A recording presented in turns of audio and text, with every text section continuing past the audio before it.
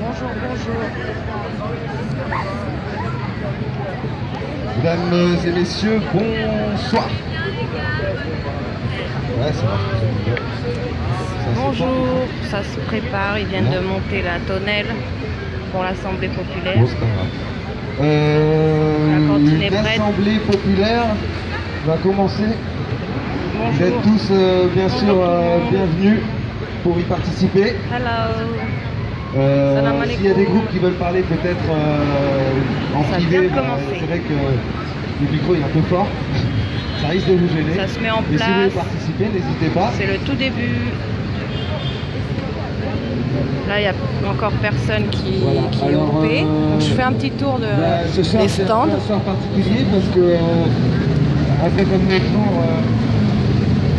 ouais voilà, après comme l'autre jour, il y a une partie de l'Assemblée qui s'est scindée pour aller travailler. Il y a un grésillement assez atroce.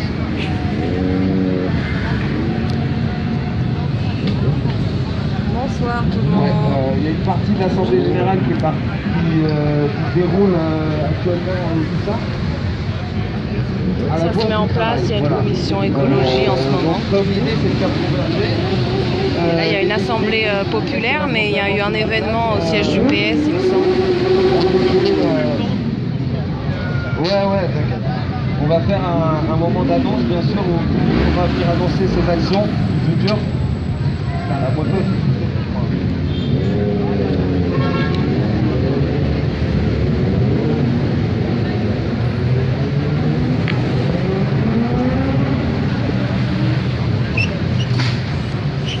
des fois, on fait des assemblées de coordination, on essaye d'avoir de faire des ordres du jour, etc. Mais là, c'est une assemblée sauvage, donc on fait ce qu'on veut en fait. Il y a des gens qui veulent se déplacer. C'est une assemblée sauvage. C'est mieux pour les entendre. Quelqu'un veut prendre la parole?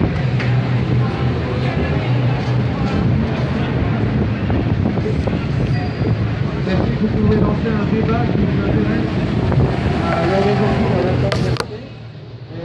Vous parlez juste de quelque chose que vous avez à faire. C'est le moment pour le faire. On est l'ordre du jour, on n'est pas obligé de respecter un protocole. C'est juste d'avoir quelque chose à dire. C'est n'importe quoi. Personne n'est Il est beau le stand.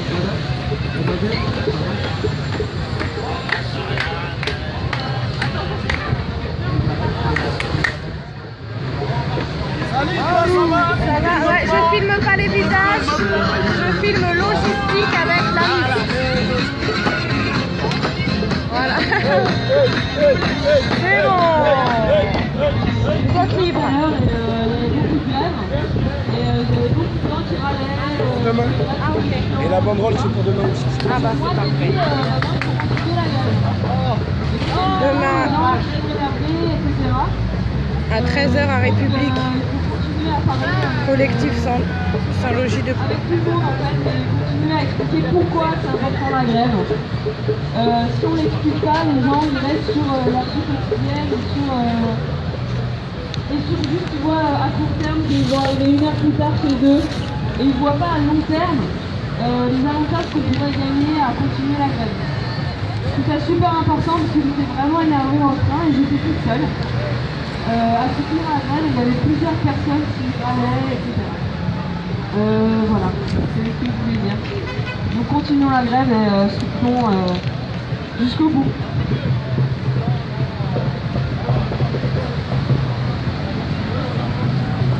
Ouais, bien sûr, je crois que tout le monde soutient la grève. Moi, je me souviens que le jour a été évoqué l'idée justement de mobiliser les gens qui viennent souvent en assemblée populaire sur la place de la République et de les mobiliser à aller sur les blocus, justement, sur les grèves, sur les endroits où il se passe des trucs. Donc n'hésitez pas, si vous entendez parler d'une grève, vous êtes bien sûr les bienvenus et vous, je pense, vous considérez comme acteur ou spectateur de Nuit debout. Ça, on est au moins légitime de faire ça. Est-ce que quelqu'un veut parler de ce même sujet ou quelqu'un a autre chose à dire sur ce qui se passe actuellement? Non? je vais peut-être vous dire deux, trois trucs. Ouais, il y a quelque chose qui me tracasse en fait, c'est comment les politiciens traitent le sujet mis debout depuis le début. En fait, le mouvement, des fois, il y a moins de monde, mais c'est parce que ça se transforme. Il y a des gens qui font d'autres actions. Et puis, il y a toujours des nouvelles personnes qui viennent découvrir c'est quoi sur la place. Mais maintenant, c'est en train de s'étendre à l'extérieur de la place, notamment dans les raffineries.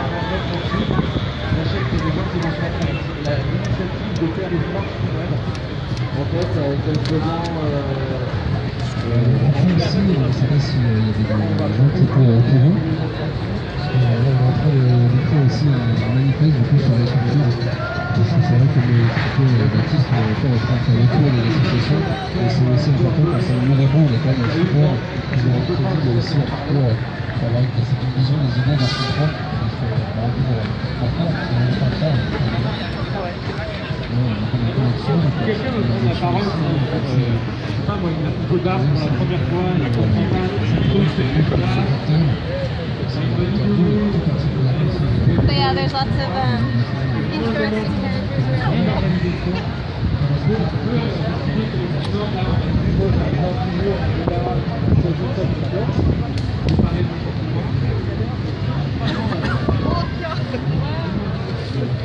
J'invite les personnes qui viennent pour la première fois à venir parler.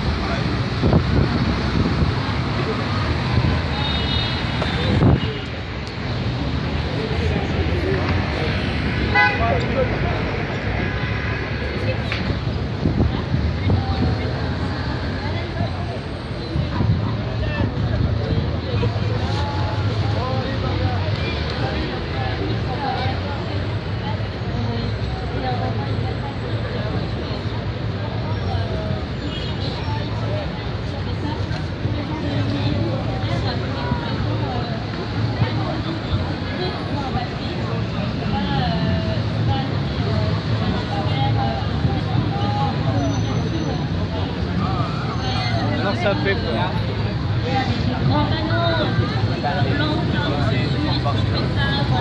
Pour les cadeaux, c'est pas tout aussi bien. Alors on a discuté avec les Français, 200 francs un mois.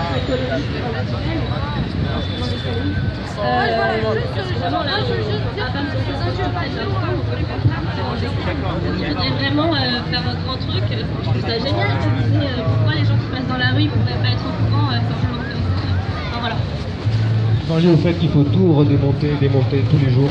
Donc tu vois, déjà la monter les tentes et tout ça, pendre les câbles, ça prend du temps, etc. S'il y avait encore plus de choses à faire, ça prendra encore plus de temps. Et il faudrait être encore plus, tu vois. Par exemple, un simple drap, tu vois, ça ne demande pas beaucoup de temps en plus. C'est comme quand les gens attachent les câbles, c'est exactement la même chose. Non, tu penses pas? 1 minute en plus de temps de 4 heures, tu vois.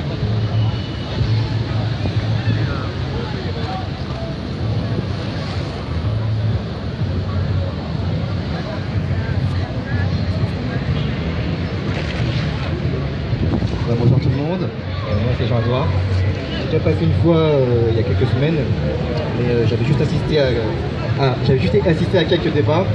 j'étais pas resté longtemps et là je suis revenu. Donc, moi j'ai plutôt des questions à poser. On voit que la lutte contre la loi El Khomri, j'ai l'impression qu'on n'arrivera pas à la faire avorter.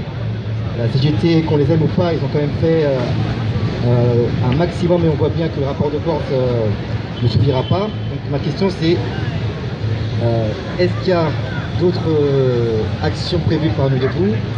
Et qu'est-ce qui va se passer après la loi El Khomri si elle passe? On est à 1 an des élections présidentielles. Je pense que c'est l'occasion jamais que ce mouvement puisse peser vraiment, se transformer en quelque chose d'efficace et donc voilà ma question. Première question, j'en aurai peut-être d'autres après. Est-ce que quelqu'un veut répondre?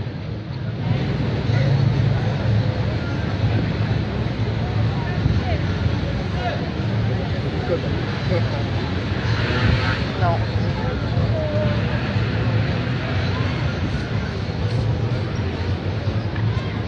Alors sur les autres actions qu'il y a demain, il y a le PS qui organise une jolie soirée avec Stéphane Le Foll, Cambadélis, El Khomri et Valls.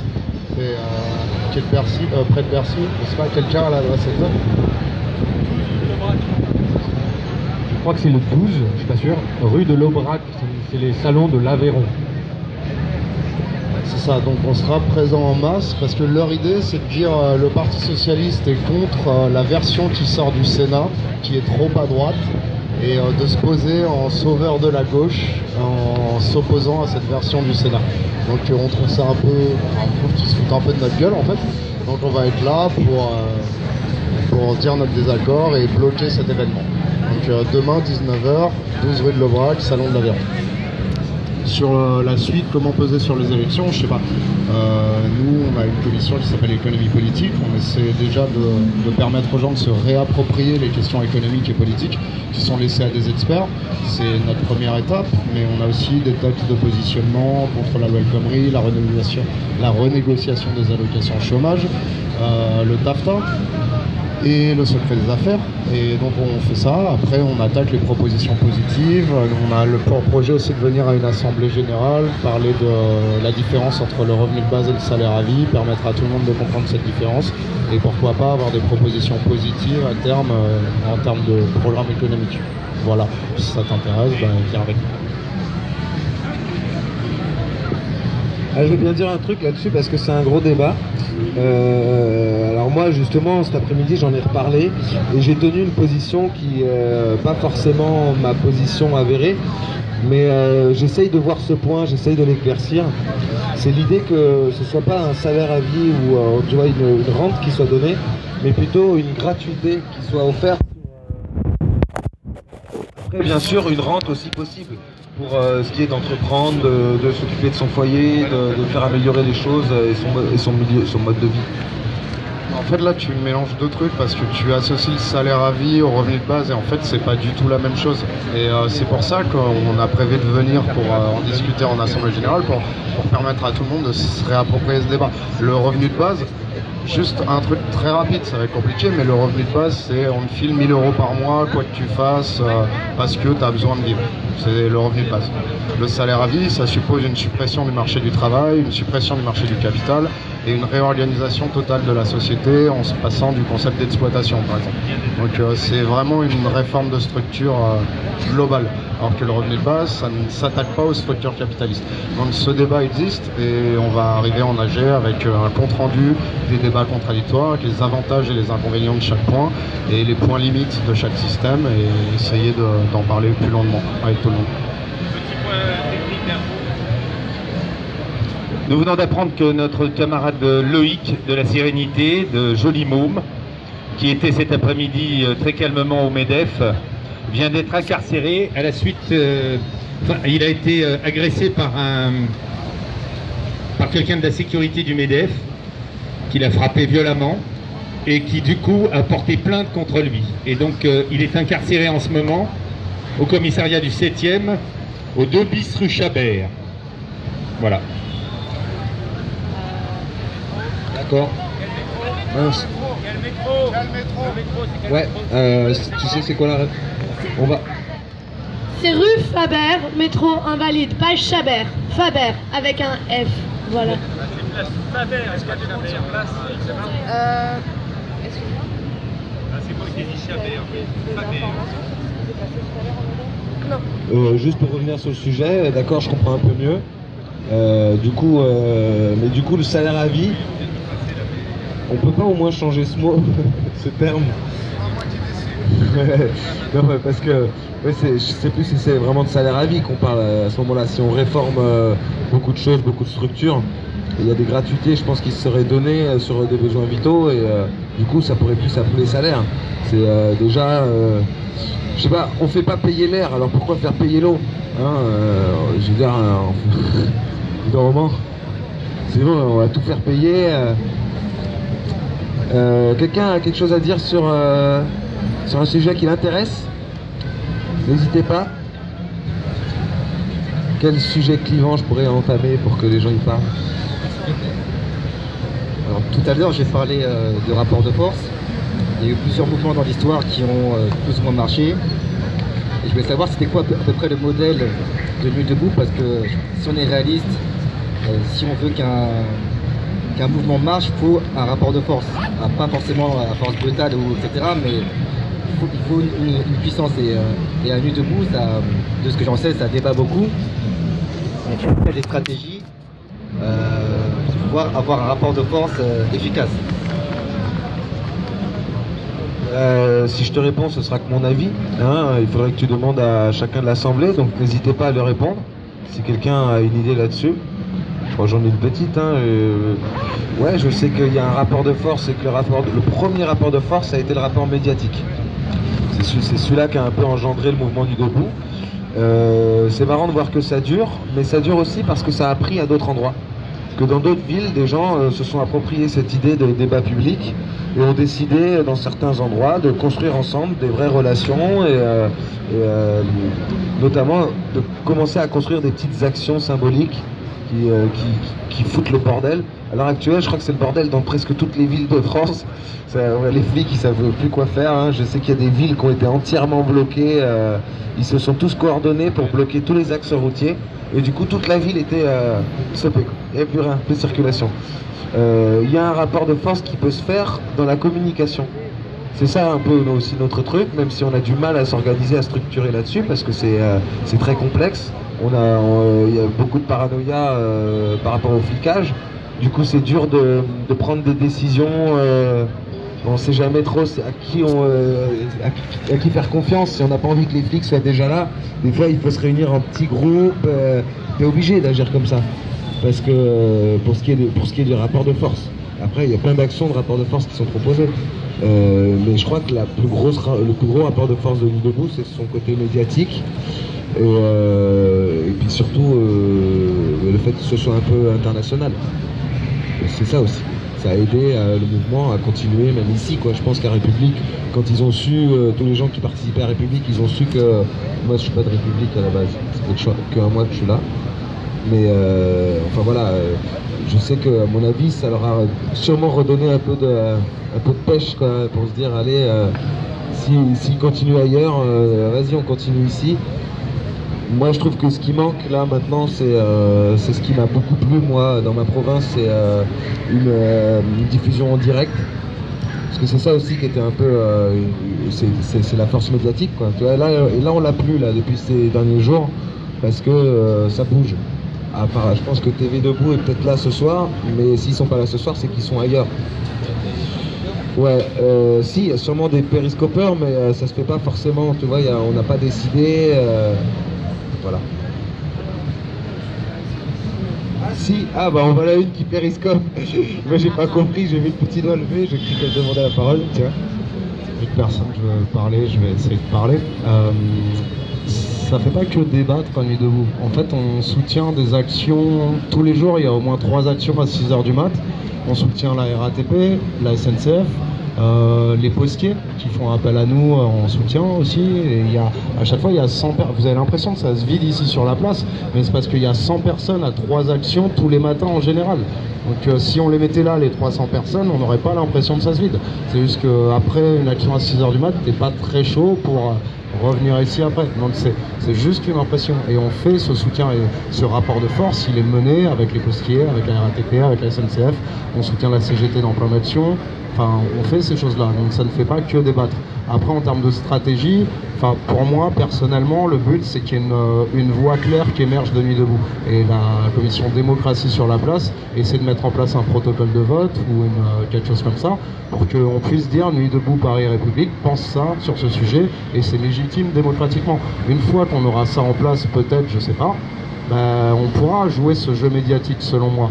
Genre, Nuit debout pense ça, les partis seront à peu près obligés de répondre si ça prend médiatiquement, et on pourra engrainer un dialogue qu'ils pourront que perdre à la fin. Et pour moi, ils pourront que le perdre à la fin, parce que les partis de droite soutiennent une politique de droite, les partis de gauche soutiennent une politique de gauche, et selon moi, le mode de production capitaliste ne peut pas être résolu, ou on peut pas résoudre ces contradictions par une politique de droite ou de gauche. Donc on a cette flexibilité et cette fluidité de pensée que ces partis n'ont pas, et si on arrive à mettre ça en place, le rapport de force médiatique sera gagné. Et encore une fois, c'est pas que parler, on a un rapport de force réel qui est en place tous les jours. Genre, je te parlais de l'action demain 19h, mais à 6h du mat, il y a 3 actions encore demain, et il suffit de se rapprocher de la commission action, grève générale ou convergence des luttes pour être tenu au courant de ça. Et c'est difficile, il faut les trouver, mais ils sont tout le temps là. Ouais.